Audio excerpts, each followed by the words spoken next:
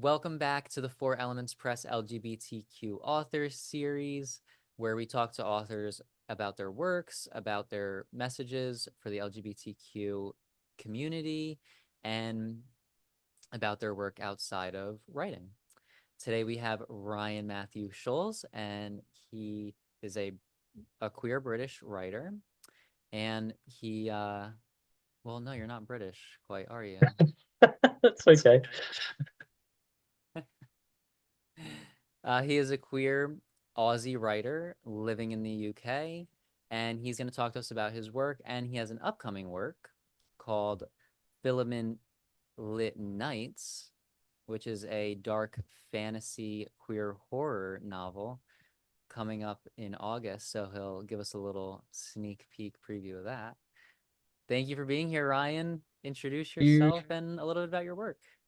yeah, you're so welcome. It's great to be here. Thank you for having me. Um, yeah, I'm originally from Australia, so grew up in Perth, West Australia.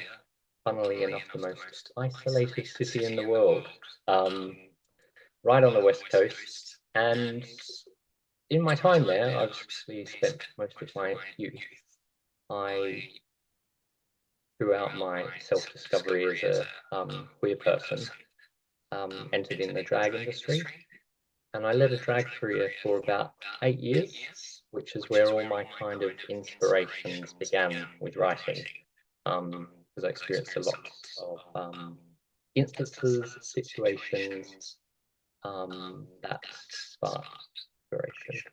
And from there, I kind of ventured over to immigrate to London, UK, where I entered more of the cabaret scene and vaudeville, circus, and more stories formed, and COVID hit the world, and I was given more time to write. And the original book I developed turned into a trilogy. Finished writing that a few years ago, and now I'm writing well, have written it, Filament Lit Nights, ready to hit the world. Yeah, that's awesome. Your experiences are incredible. I've seen a lot of your Instagram posts too, and you get very creative with your marketing and the feel of the horror and the burlesque. How do you how do you kind of capture that in your writing, and do you really pull a lot from your past experiences? Yeah, I really do. I find the industries I've worked in fascinating. And as a writer, I love dissecting experiences I've had and almost carrying any kind of resolutions through as if they didn't resolve and exploring what could and might have happened. I'm also a massive Stephen King fan, and also Ryan Murphy, the creator of American Horror Story. And I love how, as individuals, both on screen and paper, they really advocate and push feminism and diversity. And I love to entwine that into my writing with my experiences.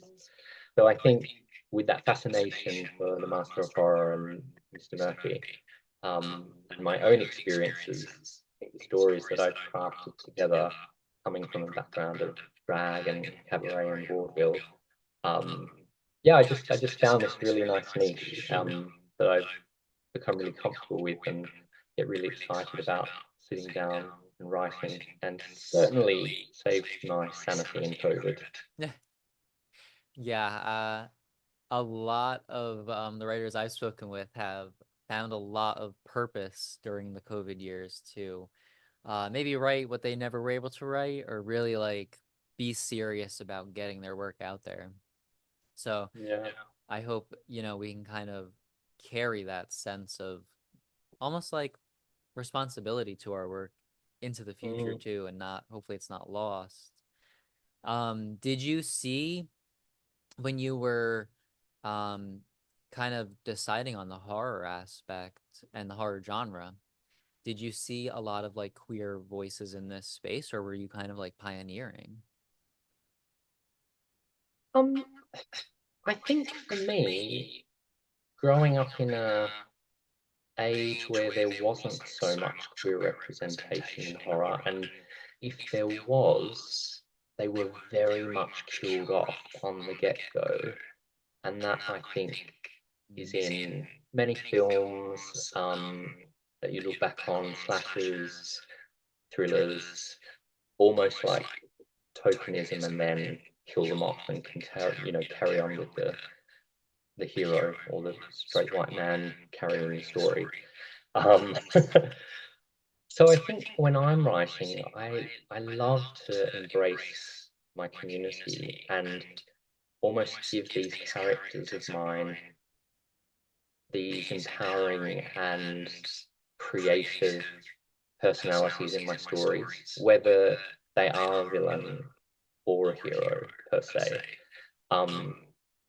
And I find that I really have delved into many different sexualities and genders in my work because, I mean, I myself, neurodivergent, pansexual, queer, not certain with gender just yet, but very much gender queer. I think I'm a lot more fluid than stuck to one side or smack bang in the middle as my own partner who's non-binary. And I love to kind of elevate and give those personalities and people platforms, and then just make fabulous characters from them that people are drawn to, so that people will listen and give time to those themes and to those stories and with those characters. Yeah. What are some of the ways that maybe like these characters in these specific scenarios are kind of like fighting for? It depends on what character we're talking about, Alexander.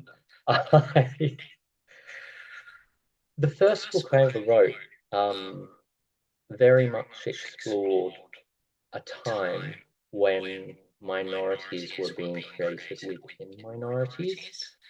And it's something I experienced in the drag industry back in Perth, West Australia.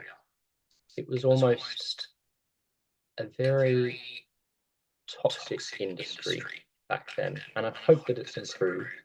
But it was very competitive. It was very cutthroat. And anyone trying to get to a certain point would be blocked or thrown under the bus at any point. Oh. Yeah. So I think that character, I very much wanted to kind of give this power to make their own way in their career, in their story, and gave them these moments of power and accomplishment and opportunities. But I also wanted to kind of put that on its backside and throw in a little bit of villainess vibes, which I think worked really well. And almost in that book, I think by the end of it, although they do some horrific things, you kind of both sympathize but are fully against with what they do, but almost come to accept it. Whereas what I've done in my recent book, Lit Nights, which is coming out on the 20th of August, is I've crafted a queer vaudeville of vampires, each from very different backgrounds. And rather than focusing on one particular story, because the book does start very much focusing on who could be deemed as the main character of the story, but in actual fact, this book, its moral and its meaning is so much more, and has quite the feminist ending, to be honest. But each of these characters come from very different backgrounds, which I really tried to dissect different areas of not just what I've already spoken about, but also relationship dynamics and how they fit next to and with other dynamics and people within those communities, because there's a lot of arguments against sort of unconventional standards these days, and some people advocate and preach for things like open relationships and polyamory, and other people are dead against it and would never go there or go down that road or try that. So I've really tried to just create this world with this group of vaudevillians, and throwing in the curse of the vampire, which on its own is quite a struggle of choice, but really focusing on these characters embracing each other's different lifestyles, because as much as I might praise one dynamic, I very much praise other dynamics. And I think it's come together really well. And what I've noticed is that by the end of the book, of course, as writers, we will fall in love with our characters, or despise them.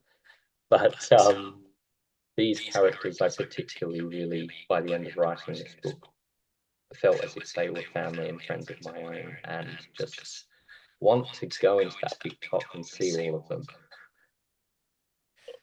Yeah, that's gotta be really, really fun to Yeah. just for the setting and then just the different personalities and then throwing in the vampire curse. Really, really interesting. And I like how you talk about having the characters almost have to experience life as other characters and like learn from other characters. And I think that's a really powerful storytelling tool because in a way like in the way that the character is learning from other characters, the reader is learning too. And that's a really nice and interesting approach to just LGBTQ writing in general because maybe our reader isn't a part of the community.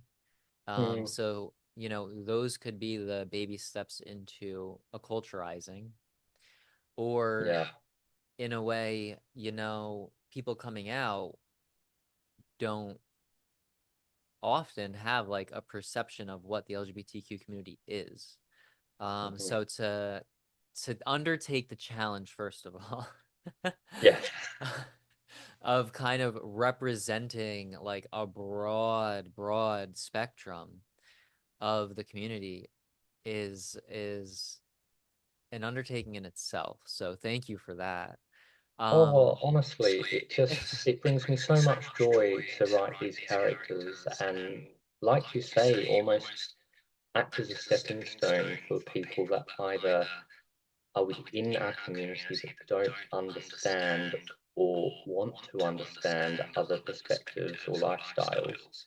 Or, again, like you say, people that aren't out yet but are coming into our community that will be hit with these different backgrounds and different experiences that they haven't even comprehended before.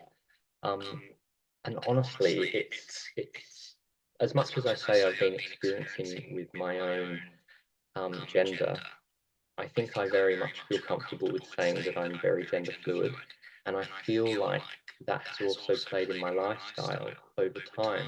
Um, and that's perhaps why I'm comfortable writing these characters and giving people different platforms without siding necessarily, because I was in a 14-year relationship with a same-sex partner at the time when I identified as a pansexual man. And we entered open relationship 7 years into our relationship, which formed into polyamory. And we later had other partners, one of which was a long distance partner I had for 4 years. And then when that relationship came to an end, and it came to an end for very different reasons, we had different things we wanted in our futures, X, Y, and Z. But there was a partner I was dating and formed a relationship with it about 4 months back from ending my relationship with my primary. And coming out of that relationship, I evaluated my whole lifestyle, my life in general, and what I wanted in the future. And what I came to terms with was that actually I didn't feel I was polyamorous. I felt that it was a lifestyle that suited me and that partner at the time and worked for our relationship. And coming out of that relationship, really didn't feel that that was a lifestyle I wanted to lead. I was really looking at moving forward to find a unit. At some point in life, I'd love to start a family. I'm such a family man. I've always been close with my family. And long story short, the partner I was with 4 months prior to my primary and I splitting up basically sat me down for dinner one night and said that they wanted all the same things I did. And we decided to become monogamous. And 3 years later, we are now getting married next month. So I think I've led this really fluid life. Thank you. It's Yeah. honestly, I'm happier than I've ever been, I swear. Yeah, and honestly, like your experiences go to show that, like, in terms of what we're trying to capture in writing is the human experience. What Mm, we're trying to experience in life is the human experience in all of its diversity and all of its options. And, as we grow and as we change as people and as we learn from these experiences, we learn more about ourselves. And that empowered you to write your stories. mm, Sometimes it works the other way around. Sometimes the writing happens first. But really, it's that decision to live in a direction, even if you don't know if that's the direction that's going to be for you forever. But through that, you found it, thank you. and congratulations to you. That's incredible for so you're having a novel and a wedding in the same. It's quite, and just to throw in the mix there, I'm producing a brand new show that opens next week. So, Oh my gosh. this is the thing, I love the creative life. I love planning. I love organizing and being able to put all that on paper and bring people into these worlds and these stories just lights me up. There is no better place in the world than sitting in front of that screen and opening up and creating a whole new world. And you know what I'm talking about. I know what you're talking about. And like I had an experience yesterday or the day before where I wrote this scene and I'm like hours later going to bed thinking about it and I'm like I want to go back there. So Yeah. I opened it back up and I just read it and I just like lived in that scene for a few minutes and it was exactly what I needed. I don't know. Oh, But those reread moments are just, yeah. yeah, and then when they're actually like satisfying, Yes. when you're not like, "Oh no." Yeah. I have to write a synopsis. Yeah, that's awesome. So, because you mentioned a TV production, how has your writing kind of transitioned you into more of visual production, or is that another kind of expertise of yours? So it's not actually TV, it's theatre, it's stage. Nature. Um, Ah. so with the start of that drag career I mentioned, when I started to work more in cabaret and theatre, I very quickly, with my creative mind, found the motivation in me to kind of start my own concepts and my own work. And I suppose as a writer, already you're used to creating these stories, and I really wanted to create a narrated journey on stage. And I first did this back in Australia with a production I entitled Drag. And it took audiences on a narrated journey of drag from as far back as Shakespearean times when men played female roles Mm. up to today's modern take on the art form. And that was an incredible production. It was really well received, sellout season at an independent contemporary theatre called the Blue Room back in Perth, and then we toured that to a commercial playhouse, the Met Park Theatre. And yeah, so from there, as I entered the cabaret industry and started to network with burlesque artists and sideshow artists and cabaret artists, I then thought, right, I want to showcase and platform these art forms because they're just incredible. And actually, I kind of merged into my own new persona as well, called Vicious Von Vixen, and he became this sort of gothic Hungarian ringmaster, which led these shows and then ended up having a 3-year residency in London just prior to COVID at King's Cross. Oh, wow. So again, all these inspirations come from life and industry experience, and obviously go over the top and embellish and flourish and make things a bit more interesting. Although there are some very interesting stories out there. But yeah, it's just fascinating, and to be able to craft those experiences into a story on paper. I'm really excited, having just joined Threads, and this is my first art experience, to see what art readers think of Filament Midnight and the vaudeville and pirate experience. Yeah. Have you gotten any word back from any of the readers? Yeah, I've had 17 sign-ups so far after 1 week, so I'm hoping that the Wow. interest is piqued somehow. That's incredible. Yeah, I have to say, it really is all thanks to my fiance, who has been an avid reader for many years and just said to me, Ryan, you need to get on Threads, and made it happen. And the second I got on there, we've both kind of been, commenting and sharing opportunities and trying to find people that might be intrigued with the work. Um, and yeah, it's just kind of domino affected from there. Yeah.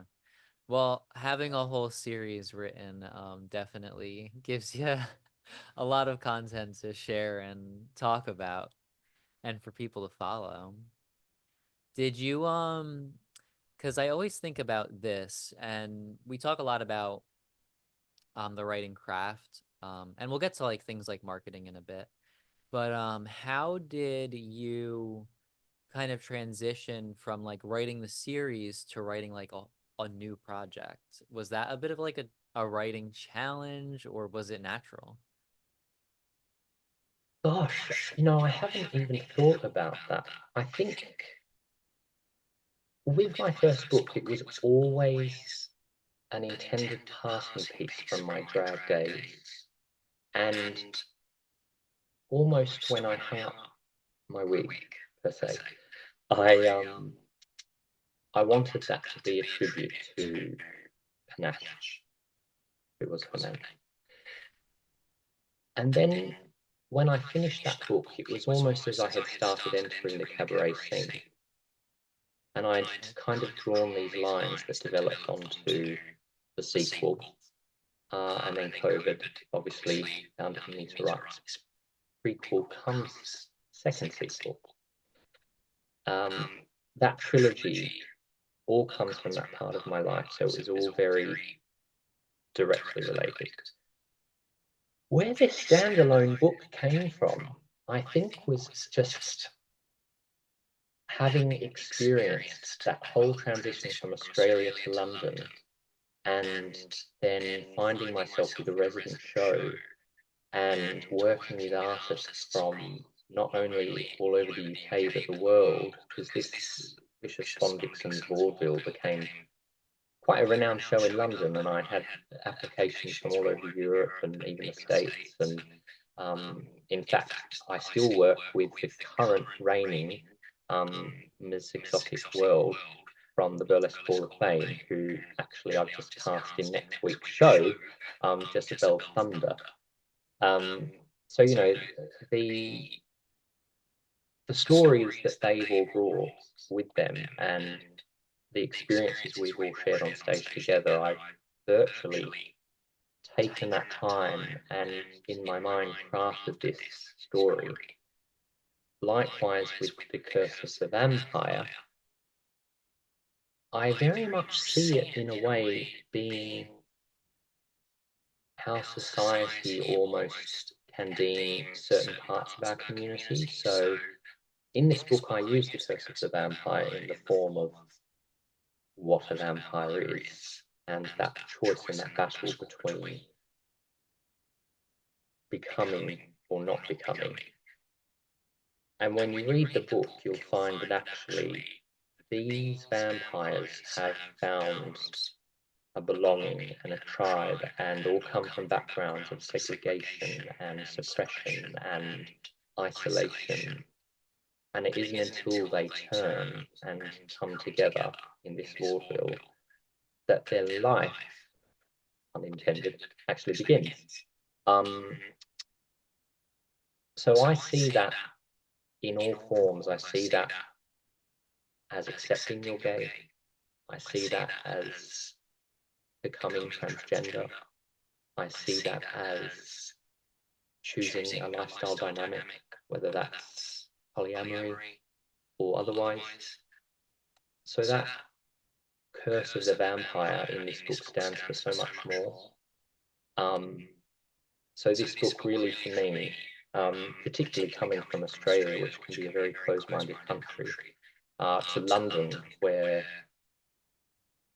it's very much an open-minded, progressive city, I wanted this book to really be a piece that, as we were talking about earlier, brought people from the community into a realization of accepting each other because we are one community, and then there's people coming into the community, but also people that aren't even associated with or understand our community, and trying to, in a way, through this gothic vampire theme, capture some attention and have them read these stories.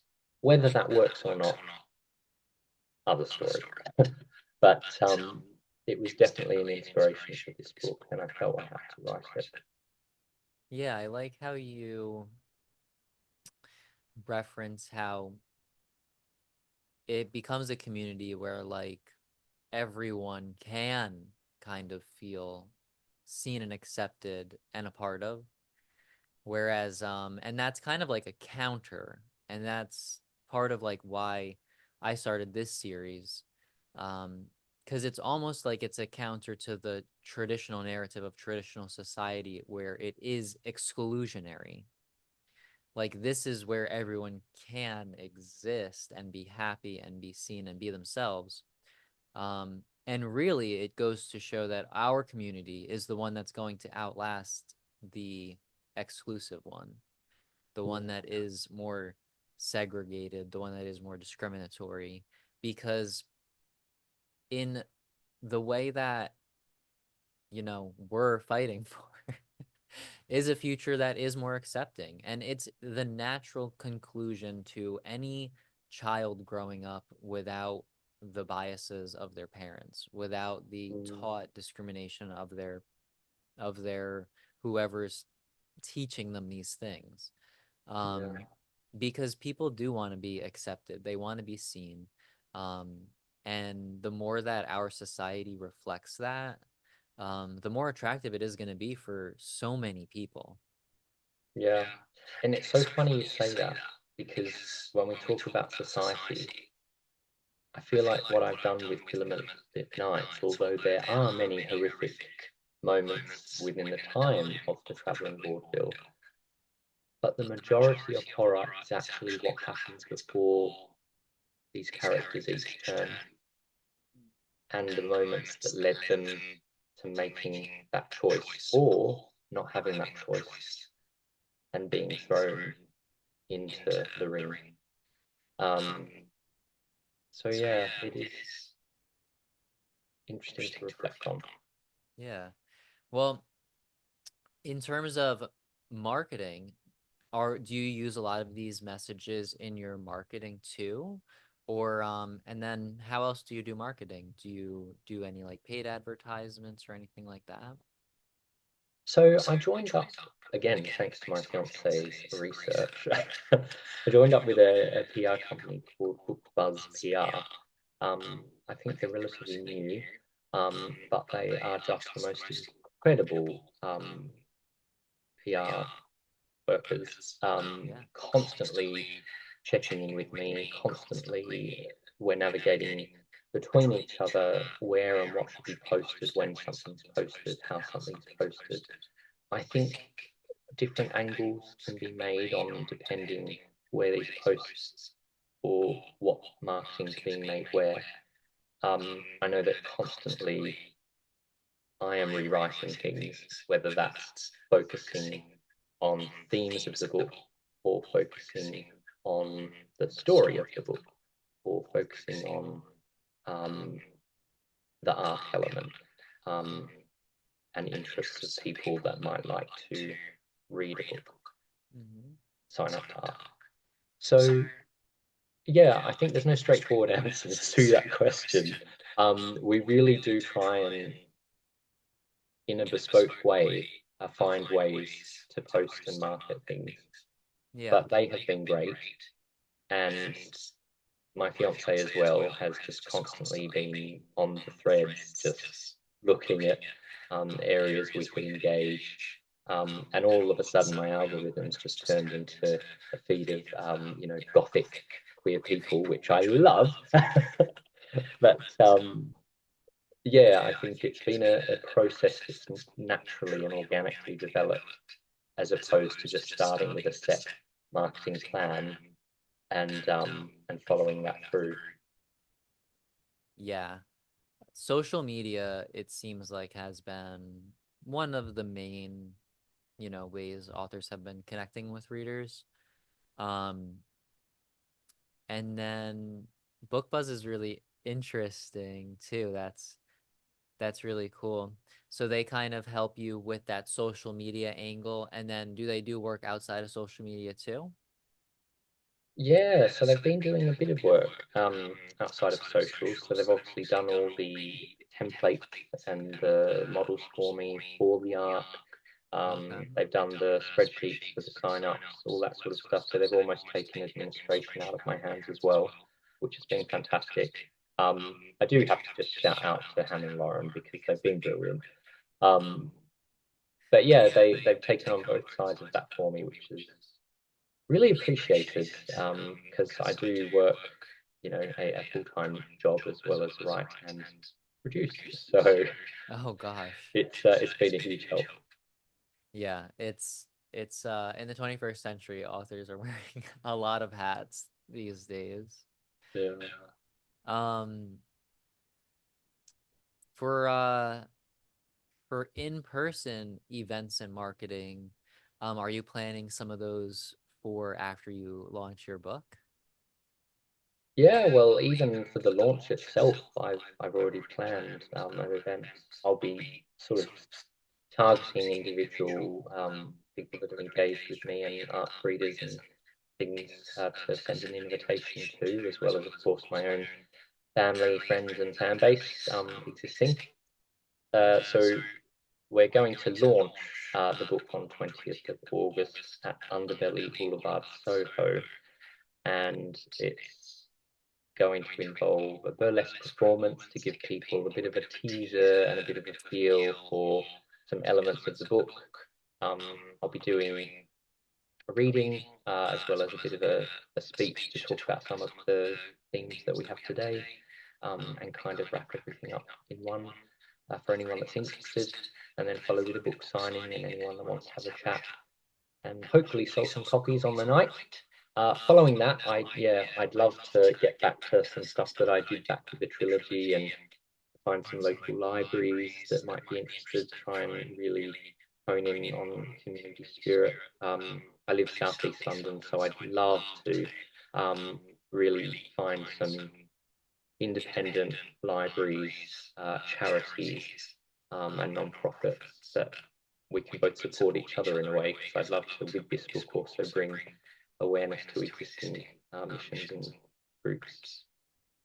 Yeah, I love your launch party planning. The to have a performance also is just really getting like the community involved and interested. Like Yeah. I'm sure they're gonna be crazy about the book after Oh, I seeing hope that. so. And I just couldn't not because I've always, as much as I've been creative, I've also just genuinely loved providing platforms for people. I think nothing has made my heart sing more than producing. I think when I became a drag queen, I was attracted to the costumes, the makeup, the lights, the glamour. Um, and I think my automatic go-to was that I wanted to be a star. In actual fact, as I progressed that journey, what I found I loved more was curation and providing platforms and creating stories and themes and finding how people fit into those and messages that we could shout out to the world and advocate for and preach. And I think to not have a performer at my launch would just be an absolute opposite to anything I stand for. So yeah, it had to be. Have you had any of your like works performed as well? Or have you written like screenplays or screen or playwrights? You know, I actually haven't. Um, and this is probably a really, really common thought process for a lot of writers, but I really do see my work adapted. I think when I when I create these characters, I think I just naturally create characters that would be appealing on the screen. You think vaudeville, I have a drag queen, a burlesque performer, a sideshow artist, a compere ringmaster, um, an operatic singer, and all these performers come with the most glamorous costumes and the most intriguing stories with really dark, confronting themes, actually. And I think cinematically it would just transfer, whether that was feature film or silver screen, um, impeccably. But again, it's probably such a common thought process for so many of us because we just want to see that work brought to life. Um, but I do just feel that my characters have such niche elements that producers and directors would just love to play with. Yeah. And I think your like experiences kind of warrant that because like you're almost like taking kind of visual and lived experiences and translating them into words. And then it seems like you come at writing and characters from like a production for like a producer Mm, perspective, which is great. It seems like you'd be able to give really you'd be able to capture your vision through mm. the characters really well as a producer, I think. Yeah, I think definitely there's a collab opportunity there for sure. I think adaption's one thing, but being involved in an adaptation, I mean, that would be something. I mean, I talked about Stephen King earlier, and I think he's had so many adaptations all over the world, but I think the ones that he's been involved with, you can see that kind of personal impact and to the work. I think, The Shining, it's renowned that he hated Kubrick's version and then created his own in, I think it was 1999 or 2000. And you can see that through his creation. You can see that he brought the kind of love back into the story and pain back into the story that Kubrick kind of just used as a horror film element, took the kind of love out of that. But if I was to collab on a development for an adaptation, yeah, I think I'd make sure that that element of what you're talking about, the production and the passion and the performance, would absolutely keep. Yeah. And is I know you referenced Stephen King as one of your like one of the authors that you do love. Does his writing style kind of reflect in your work? I think they have very different writing styles. I think there's a lot of people that hate his style of writing and a lot of people that love it. I There are some moments with him that I do read and I think, oh, come on, man, hurry up. But there are some Okay. moments of his I actually love his pace and his character development and his little kind of sub stories where he kind of ventures off away from the track and brings you into a little moment of something else happening to just create and set that scene. And I think I like doing that too, but I think I do it in a more related way. I think I do it in a more um, in no way that I'm comparing myself to the master of horror here, but I do feel that having a artistic, in terms of artist background, um, I found a way to more write in a style that keeps everything quite directly related, even though it may feel or seem off track. I love his concept of writing, though. I love how he preaches about letting the story write itself.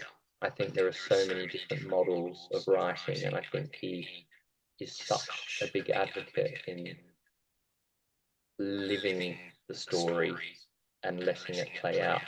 I do pinpoint, I always know how I want to start a story and where I want it to finish, the certain stuff I want to happen, but I also do allow those moments to live through my characters and to see where it goes. And as I write, see where things might end up before they link up to that point that I want at a certain point. Um, but that's fun because in a way, when I'm writing my stories, I also get to live another life and experience that part of the story before I know what that part of the story will bring. Yeah. Yeah, you really have to give the characters space to allow the pace of the story to get to where you need to go. Because I've definitely found having those strategic kind of like directions is really great.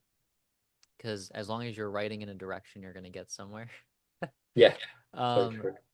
but to not set just such strict confinements around what you're writing because um sometimes like the reader will know if things are feeling too rushed.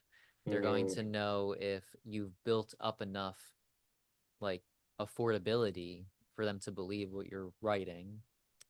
Um, and then to circle back to, do you know if, and this is talking about maybe Stephen King's style and the differences in your style, but with Doctor Sleep, because that was a pretty great film from my perspective. Was he involved in that at all?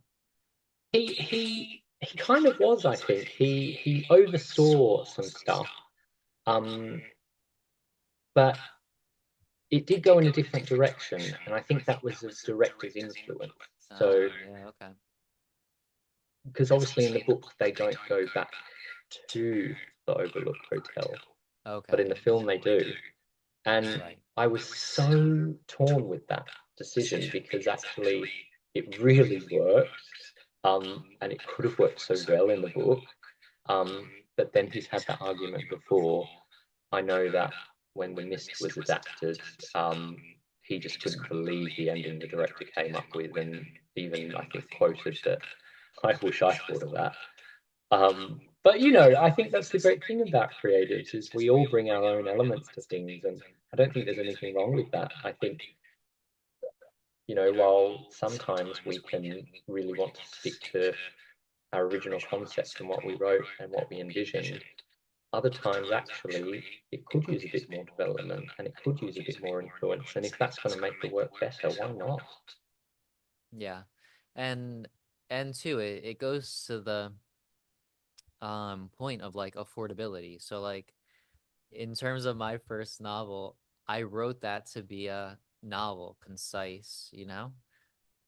But there is space in there that could be filled in for like an adaptation that like I was conscious of and comfortable with as I was writing it because I knew like I want to make sure I can achieve this before I try to bite off too much. Okay. Yeah, and then I guess that kind of goes to how, as writers and as people, as you referenced, maybe hanging up the wig at some point. That's a very conscious decision, and you're really set on a different trajectory after that. Yeah, In the same way, finishing one, two, three books that allowed you to be in a space where you could produce the standalone. And then yeah, who knows where you'll go from now. So it's interesting how the writer's journey is just never something that's the same. And even Stephen King, having written so much, would attest to this. It's a new mm, experience every time. 100%. I think it's always going to be a new journey because as writers, we draw our inspirations from different parts of our life and things that we are opened to throughout that life. So while I'm writing things about these themes today, who knows what I'll be exposed to over the next 20 years and what inspiration that will be in 20 years. I could end up writing books about birds in nature. You know, I think it's I'm such a city boy right now and part of all these wonderful, magical industries. And to be honest, I came to London to work on the West End and in these worlds, and finally made it working for one of the biggest um, leading industries some time ago, and then just didn't quite fit with the culture and sort of ended up where I did now, which was back with circus and cabaret, and much prefer that as opposed to the West End. But yeah, I think the reality that the city might one day get too much, and that Karen and I might end up moving out to the country, and I find a new love for different areas of life that I want to share with the world. I want to open up the pages to new readers that want to try the country life. Who knows? I'm not sure, but who Yeah. knows? You referenced to family life potentially in the future, so that's something that will definitely inform you as a writer. Um, one of my favorite writers is in the UK, maybe in the UK. He might be in Ireland. Um, but David Mitchell, he is he's he's from the UK. He lived in Tokyo and in Japan for years. And his writing was informed by that. And he had like tomes come out of his experiences. They're not quite tomes, but they're like, 300, 400 page books. Um, and then now, as he's raising his family in Ireland or North Ireland, I forget, he writes more about family. At Wow. one point in his career, he wrote kind of like a biographical novel. Hmm. And but now his work really crosses around the whole world um, in in one book. It could span Oh, many different characters, but um, it's you have to give yourself space to like grow as a writer, learn as a writer, and then challenge yourself too, because it's in those kind of experiences that we really produce like some of the best art and some of the most unique art that people will really be interested in and relate to. yeah. And it's funny as well, like as well as the areas that we visit and live in and those influences that come to us, I think a lot of these inspirations can also come from direct feeling and almost that kind of inner journey. I think for me, I'm currently, obviously, as a writer, we're always on new works, but currently writing a book that I've really found I've started doing that more so as opposed to my external experiences. One of which is that I've been undiagnosed ADHD my whole life. And 2 years ago, I was diagnosed ADHD, and all of a sudden started to accept and acknowledge areas of my life that I was always struggling in, that I always felt I was no good at, or I couldn't achieve, or I couldn't do, or I couldn't reach, or I should just give up, or I was no good. And then that work through therapy and that work through the diagnosis and all the tools and utensils and resources that come with that, all of a sudden started to accept myself and not give up so much, or not feel I was no good so much, but more realize that actually that's okay. And having that knowledge, then being able to work with employers and work with friends that I thought I would let down, that actually I wasn't letting down, because it was just a condition that maybe I would forget something, or maybe I didn't have the spoons or the energy to get to something. Because again, I was undiagnosed and I had no idea. And I found that I've really started to write a main character in this next work, that I've almost given that power through that diagnosis. So yeah, it's funny, just any experience in our life, just like you say, informs certain things. Yeah, it's very real, and it's very important to also not be afraid of kind of writing in these experiences and to that truth, because um you know, some writers might feel like they don't want to be as open about them, but you know, that openness and that transparency and authenticity is what's going to really like connect with those parts of the reader that feel that way but don't have the words or the thoughts to understand. I had an experience recently reading an author's portrayal of something like anxiety, portrayed in a way that I had never read before, never like had explained to me before. And it opened up like understandings of my own self and my own life in the past.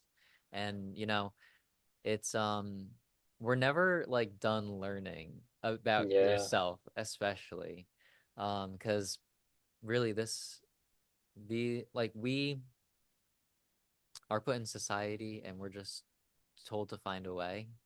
um and it takes us like a lot of time and thought to really reflect on how those whether the decisions we made or just the biological circumstances, how they inform really how we live our lives.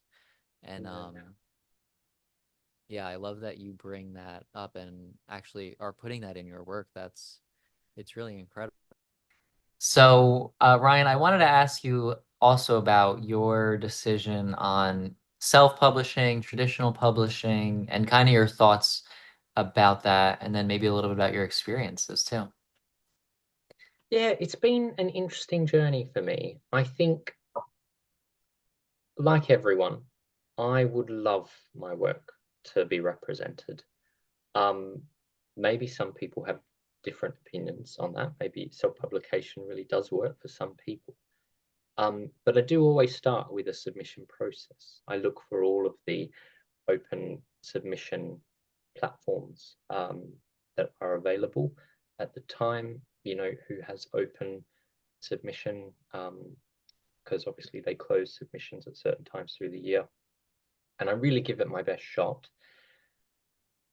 But what I find, and I think maybe as I'm developing as a writer, perhaps it's although I do get my works edited, it might be the lack of something, from a literary point of view. But the responses that I get always seem to be, I mean, there are some that are generic, but I do get very nice individual responses that say that they feel there's a place for my work and they really wish me the best. But that, you know, heavy-hearted decision that their publishing house wasn't placed to represent it. Um, lots of lovely responses saying, please do not stop trying. We really were intrigued by your work, X, Y, and Z. So I've kind of always resorted to self-publication. Um, but in a way, it's been nice to have that individual control over my work once I go down that route. Um, for example, the cover that I've created for Filament Lit Nights, just absolutely to have that ability to work with a designer and then bring my vision to life when, if it was represented by a publishing house, perhaps they would have taken their own route and had their own vision for it. So little things like that, I think there are pros and cons, but that's been my experience. Yeah, Yeah, it's it's tough to find a publisher these days. A lot of them are like swamped, agents are swamped. And I think in terms of, well, in the US, like there's a lot of book censorships happening. So I know at least in like 7 states, like LGBTQ books, they don't want like on shelves. And then they're making it so you have to show your ID to walk into the library and look at all the books. Yeah. wow. And even underage babies have to have their parents sign a waiver. Infants, like days old, like a day old, would have to have their parents sign a waiver for them to be let into the library. Jeez. So it's an area, publishers are in the business of making money. And a lot of good publishers have audiences that they are willing to take, I guess, risks for.